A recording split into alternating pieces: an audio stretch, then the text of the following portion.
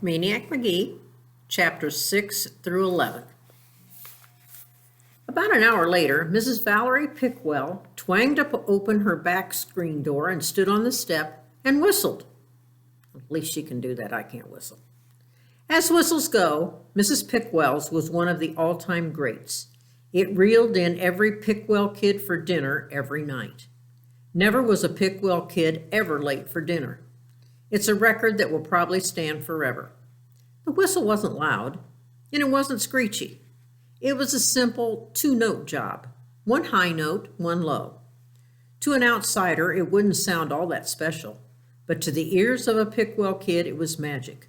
Somehow it had the ability to slip through the slush of 5 o'clock noises to reach its targets. So from the dump, from the creek, from the tracks, from Red Hill, in ran the Pickwell kids for dinner, all 10 of them. Add to that the parents, baby Di-Di, Grandma and Grandfather Pickwell, great-grandfather Pickwell, and a down-and-out taxi driver who Mr. Pickwell was helping out. The Pickwells were always helping out somebody. All that, and you had what Mrs. Pickwell called her small nation. Only a ping-pong table was big enough to seat them, and that's what they ate around. Dinner was spaghetti. In fact, every third night, dinner was spaghetti. When dinner was over and they were all bringing their dirty dishes to the kitchen, Dominic Pickwell said to Duke Pickwell, "Who's that kid?" "What kid?" said Duke. "The kid next to you at the table." "I don't know. I thought Donald knew him." "I don't know him," said Donald. "I thought Dion knew him." "Never saw him," said Dion. "I figured he was Deidre's new boyfriend." Deidre kicked Dion in the shins. Duke checked back in the dining room. "He's gone." The Pickwell kids dashed out the back door to the top of Rayco Hill. They scanned the railroad tracks, and there he was, passing Red Hill, a book in his hand. He was running, passing the spear field now, and the Pickwell kids had to blink and squint and shade their eyes to make sure they were seeing right, because the kid wasn't running the cinders alongside the tracks or on the wooden ties. He was running where the Pickwells themselves, where every other kid had only ever walked, running on the steel rail itself. Chapter 7. When Jeffrey Magee was next spotted, it was at the Little League field in the park. A Little League game had just ended. The Red Sox had won, but the big story was John McNabb, who struck out 16 batters to set a new 2 Mills Little League record. McNabb was a giant. He stood 5 feet 8 and was said to weigh over 170 pounds. He had to bring his birth certificate to the league director to prove that he was only 12. And still, most people didn't believe it. The point is, the rest of the league was no match for McNabb. It wouldn't have been so bad if he'd been a right fielder, but he was a pitcher, and there was only one pitch he ever threw, a fastball.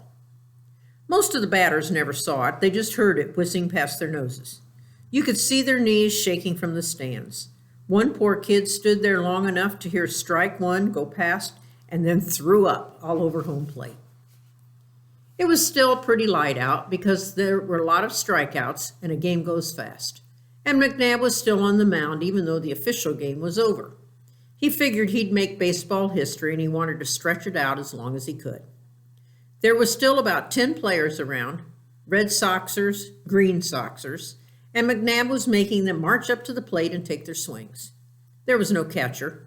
The ball just zoomed to the backstop. When a kid struck out, he went back to the end of the line. McNabb was loving it. After each whoof, he laughed and bellowed the strikeout total.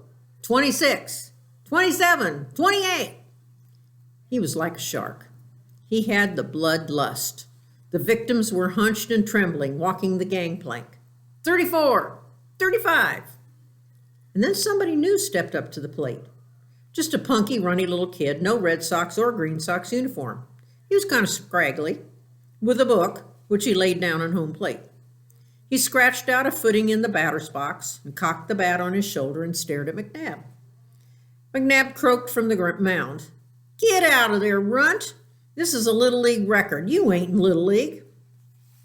The kid walked away. Was he chickening out? No, he was lifting a red cap from the next batter in line. He put it on, and he was back in the box. McNabb almost fell off the mound. He was laughing so hard. Okay, Runt, number 36 coming up. McNabb fired. The kid swung. The batters in line automatically turned their eyes to the backstop where the ball should be. But it wasn't there. It was in the air, riding on a beeline right out to McNabb's head.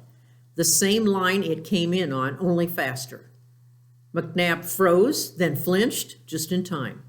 The ball missed his head, but nipped the bill of his cap, and sent it spinning like a flying saucer out to the shortstop. The ball landed in the second base dust and rolled all the way to the fence in center field. Dead silence. Nobody moved. McNabb was gaping at the kid, who was still standing there, all calm and cool, waiting for the next pitch. Finally, a sort of grin slithered across McNabb's lips, and he roared, "Get my hat! Get that ball!" 10 kids scrambled onto the field, bringing him the hat and ball. McNabb had it figured now. He was so busy laughing at the runt that he lobbed him a lollipop, and the runt got lucky and pulled it. This time, McNabb wasn't laughing. He fingered the ball, tips digging into the red stitching. He wound, he fired, and he thought, "Man, that sucker's going so fast even I can hardly see it." And then he was looking up, turning, following the flight of the ball, which finally came down to earth in deep center field and bounced once to the fence. More silence, except from someone who yelped, "Yip!" and then caught himself. "Ball!" shouted McNabb. He was handed the ball. He slammed his hat to the ground. His nostrils flared and he was breathing like a picadored bull. He windmilled, reared, lunged, and fired. This time the ball cleared the fence on the fly.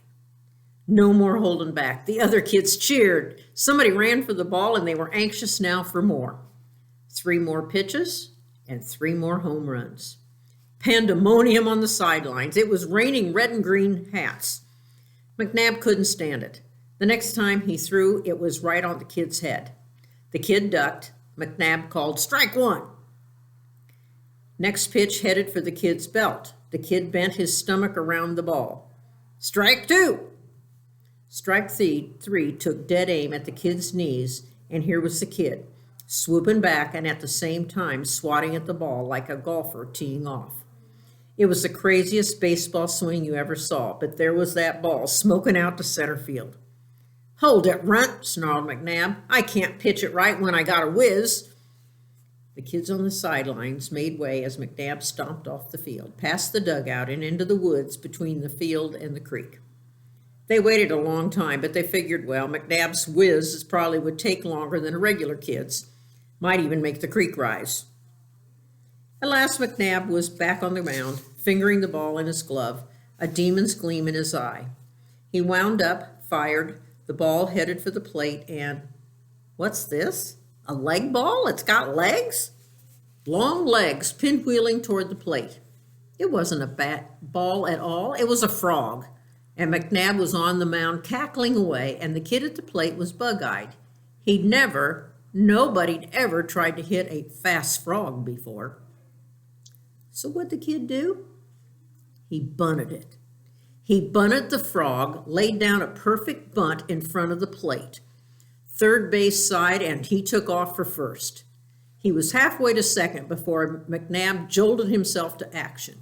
The kid was trying for an inside-the-park home run bunt, the rarest feat in baseball, something that had hardly ever been done with a ball and never with a frog. And even to be the pitcher who let such a thing happen. Well, McNabb could already feel his strikeout record fading to a mere grain in the sandlot of history. So he lumbered off the mound after the frog, which was now hopping down the third base line. As a matter of fact, it was so close to the line that McNabb had a brilliant idea. Just herd the frog across the line, and it would be a foul ball or frog, which is what he tried to do with his foot. But the frog, instead of taking a left turn at the shoe, jumped over it and hopped on toward third base. He was heading for the green fields of left, and the runt kid, sounding like two runners with his flip soles slapping the bottoms of his feet, was chucking dust for third. Only one hope now. McNabb had to grab the frog and tag the runner out. But now the frog shot through his legs, over to the mound, and now toward shortstop, and now toward second. And McNabb was lurching and lunging, throwing his hat at the frog, throwing his glove, and everybody was screaming. And the kid was rounding third and digging for home, and unbefroggable, the ball was heading back home too. The ball, the batter, the pitcher, all racing for home plate, and it was the batter, the new kid out of nowhere, who crossed the plate first. At the same time, scooping up his book, twirling his borrowed red cap, back to the cheering others and jogging on past the empty stands and up the hill to the boulevard, McNabb gasping, croaking after him. "Don't stop till you're out of town, runt! Don't let me ever catch you!" And that's how Jeffrey Magee knocked the world's first frog ball for a 4-bagger. Chapter 8. And now, how he became to be called Maniac. The town was buzzing. The schools were buzzing. Hallways, lunchrooms, streets, playgrounds, the West End, East End, buzzing about the new kid in town.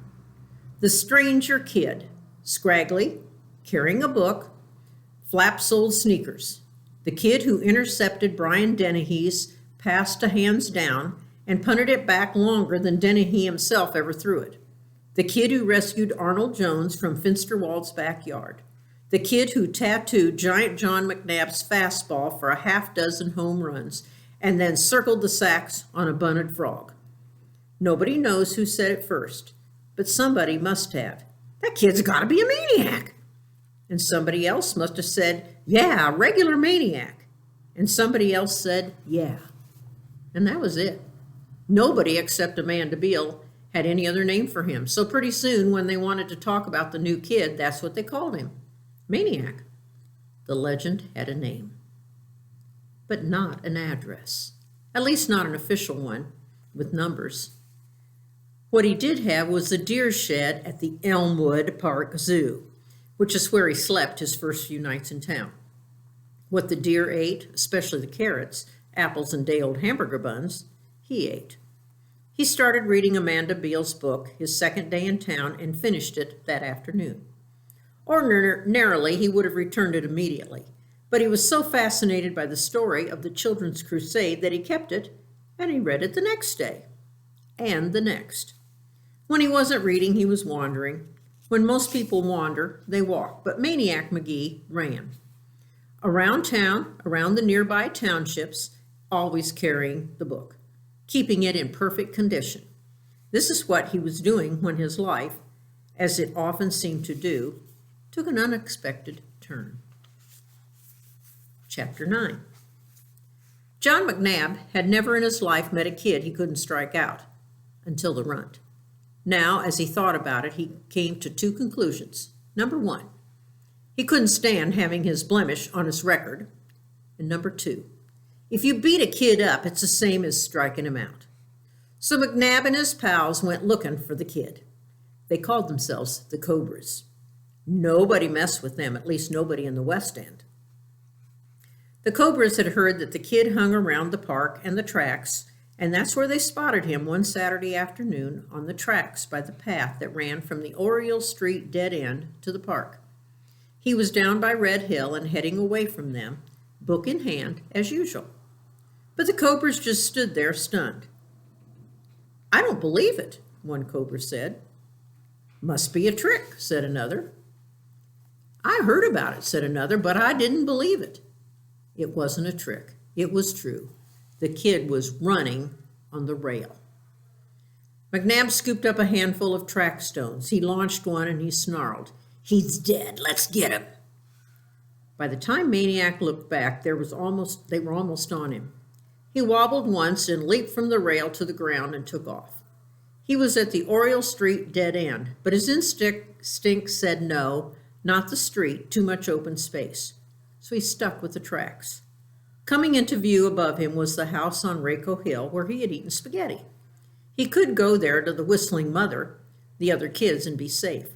They wouldn't follow him in there, would they? Stones clanked off the steel rails.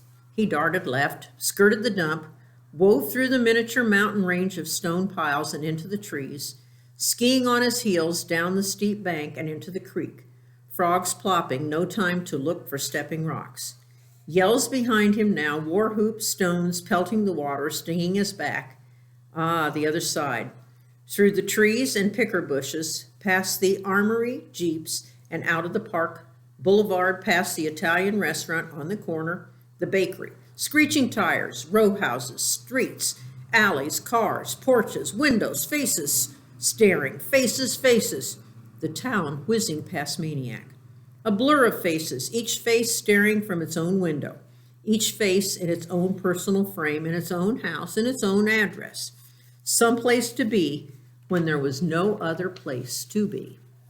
How lucky to be a face staring out a window. And then, could it be? The voices behind him were growing faint. He slowed and turned and stopped. They were lined up at a street a block back. They were still yelling and shaking their fists, but they weren't moving off the curb. And now they were laughing. Why were they laughing? The Cobras were standing at Hector Street.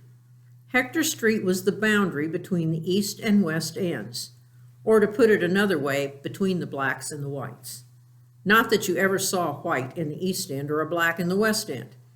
People did cross the line now and then, especially if they were adults, and it was daylight. But nighttime, forget it. And if you were a kid, day or night, forget it. Unless you had business on the other side, such as a sports team or school. But don't just be strolling along as if you belonged there, as if you weren't afraid, as if you didn't even notice you were a different color from everybody around you.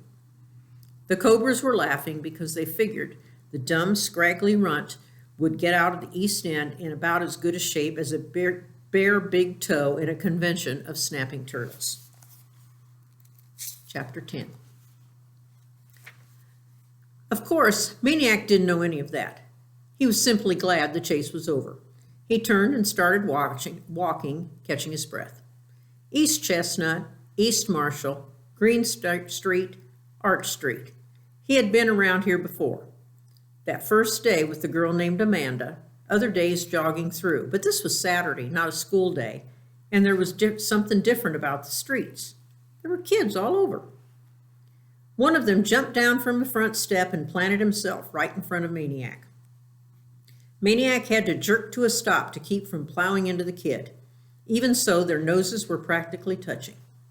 Maniac blinked and stepped back. The kid stepped forward, and each time Maniac stepped back, the kid stepped forward. They traveled practically half a block that way. Finally, Maniac turned and started walking. The kid jumped around and plunked himself in front again. He bit off a chunk of a candy bar he was holding. "Where are you going?" he said. Candy bar flakes flew from his mouth. "I'm looking for Sycamore Street," said Maniac. "Do you know where it is?" "Yeah, I know where it is." Maniac waited, but the kid said nothing more. "Well, do you think you could tell me where it is?" Stone was softer than the kid's glare. "No." Maniac looked around. Other kids had stopped playing and were staring. Someone called, "Do him, Mars!" Somebody else, "Waste him!" The kid was, as you probably guessed by now, was none other than Mars Bar Thompson. Mars Bar heard the calls and the stone got harder. Then suddenly he stopped glaring, and suddenly he was smiling. He held up the candy bar an inch from Maniac's lips. "You want a bite?" Maniac couldn't figure. He said, "You sure?" "Yeah, go ahead, take a bite." Maniac shrugged, took the Mars bar, bit off a chunk, and then handed it back. Said, "Thanks." Dead silence along the street. The kid had done the unthinkable. He chomped on one of Mars Bar's own bars. Not only that, but white kids didn't put their mouths where black kids had theirs, be it soda bottles, spoons, or candy bars. And the kid hadn't even gone for the unused end. He chomped right over Mars Bar's own bite marks. Mars Bar was confused. Who was this kid? What was this kid? As usual, when Mars Bar got confused, he got mad. He thumped Maniac in the chest. You think you're bad or something?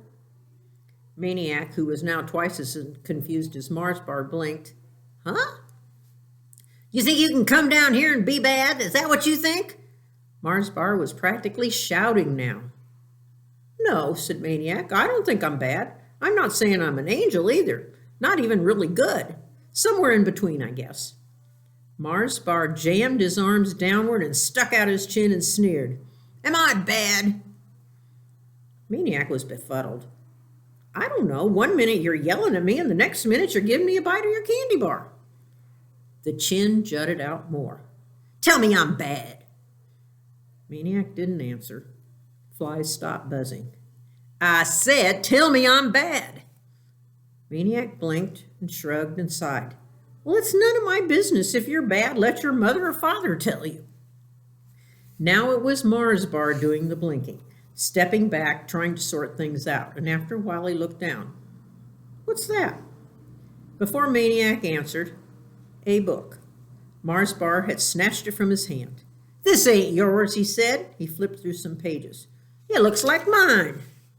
No, it's somebody else's. It's mine and I'm keeping it. With rattlesnake speed, Maniac snatched the book back, except for one page which stayed ripped in Mars Bar's hand.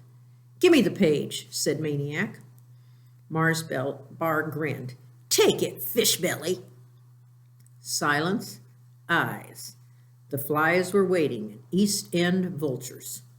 Suddenly, neither kid could see the other because a broom came down like a straw curtain between their faces and a voice said, I'll take it. It was the lady from the nearest house, out to sweep her steps. She lowered the broom but kept it between them. Better yet, she said to Mars Bar, just give it back to him. Mars Bar glared up at her. There wasn't an 11-year-old in the East End who could stand up to Mars Bar's glare. In the West End, even the high schoolers were known to crumble under the glare. To old ladies on both sides of Hector Street, it was all but fatal. And when Mars Bar stepped off a curb and combined the glare with his super slow dip, stride, slump, shuffle, well, it was said he could back up traffic all the way to Bridgeport while he took 10 minutes to cross the street. But not this time. This time Mars Bar was up against an East End lady in her prime, and she was matching him eyeball for eyeball. And when it was over, only one glare was left standing, and it wasn't Mars Bar's. Mars Bar handed back the torn page, but not before he crumbled it into a ball. The broom pushed him away, turned him around, and swept him down the street. The lady looked down at Maniac. A little of a glare lingered in her eyes. You better get on, boy, where you belong. I can't be following you around, and I got things to do. Maniac just stood there a minute. There was something he felt like doing, and maybe he would have, but the lady turned in and went back inside her house and shut the door. So he walked away. Chapter 11. Now what? Maniac uncrumpled the page and flattened it out as best he could. How could he return the book to Amanda in this condition? He couldn't, but he had to. It was hers. Judging from that morning, she was pretty finicky about her books. What would make her matter, to not get the book back at all, or get it back with a page ripped out? Maniac cringed at both prospects.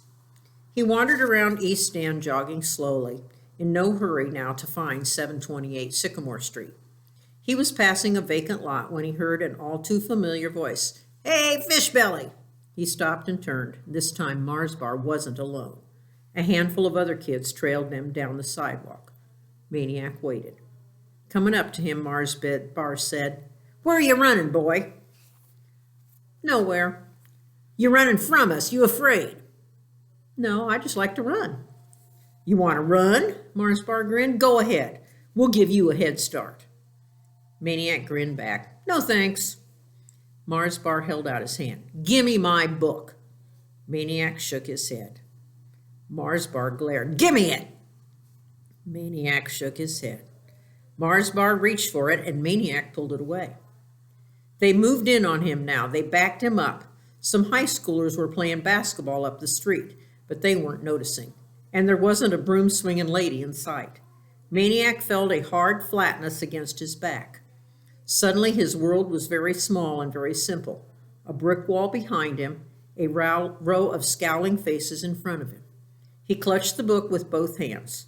The faces were closing in, and then a voice called, "Is that you, Jeffrey?" The faces parted. At the curb was a girl on a bike, Amanda. She hoisted the bike to the sidewalk and walked it over. She looked at the book, at the torn page. "Who ripped up my book?" Marsbar pointed at Maniac. "He did." Amanda knew better. "You ripped my book." Marsbar's eyes went big as headlights. "I did not." "You did, you lie." "I didn't." "You did." She let the bike fall to Maniac. She grabbed the book and started kicking Marsbar and his beloved sneakers. "I got a little brother and a little sister that crayon all over my books. And I got a dog that eats them and poops on them. And that's just inside my own family. And I'm not going to have nobody else messing with my books. Now, do you understand?" By then, Marsbar was hauling up the street past the basketball players who were rolling on the asphalt with laughter. Amanda took the torn page from Maniac. To her, it was a broken wing of a bird, a pet out in the rain. She turned misty eyes to Maniac. "It's one of my favorite pages." Maniac smiled. "We can fix it." The way he said it, she believed. "Do you want to come to my house?" she said. "Sure," he said.